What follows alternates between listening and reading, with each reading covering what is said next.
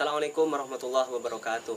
Kali ini saya akan mereview sebuah buku kumpulan cerita yang berjudul Meja Nomor 8. Nah, buku ini dikarang oleh dosen saya sendiri di Universitas Islam Majapahit, Ahmad Fatoni. Nah, selain menjadi dosen, beliau juga memiliki aktivitas membuat video di YouTube. Jadi, beliau juga aktif di YouTube. Beliau punya 3 channel. Channel pertama itu Ahmad Fatoni. Kemudian channel yang kedua yaitu menulis kreatif. Di channel ini beliau membahas tentang buku, tentang sastra dan lain sebagainya. Dan di situ juga ada audiobook. Ini solusi bagi yang malas membaca, yang hanya mau mendengarkan saja. Jadi beliau membacakan sebuah buku. Ya nanti kita cuma dengar aja gitu.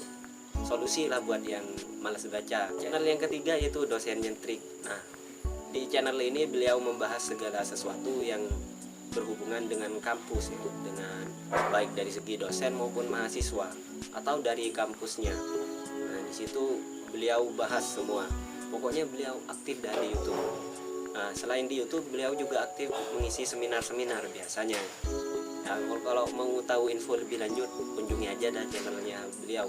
Buku ini adalah buku kumpulan cerpen cerita pendek, di mana di situ ada sekitar 10 cerpen di situ. Menariknya, cerpen ini sudah pernah diterbitkan di media-media.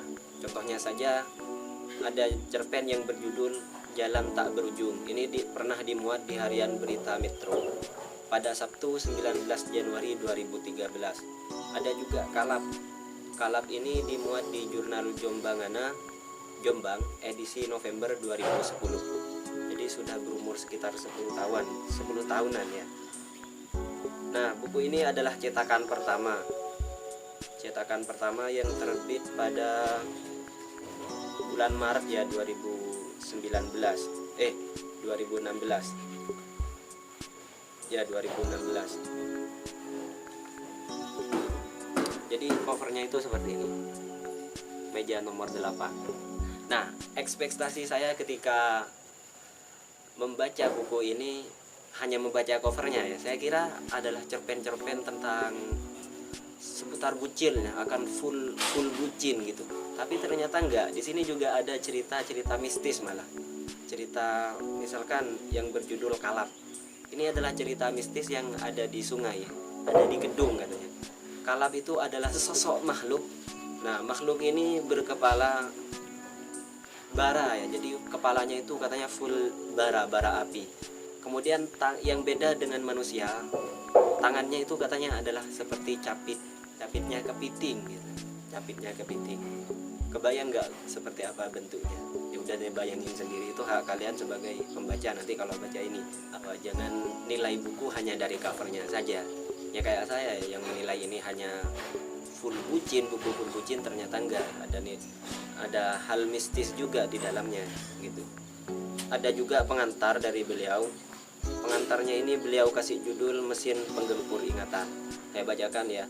Mesin-mesin makin banyak bertebaran, menggantikan hijau daun dan suara binatang kecil yang mampu menciptakan nyanyian rindu pada masa lalu.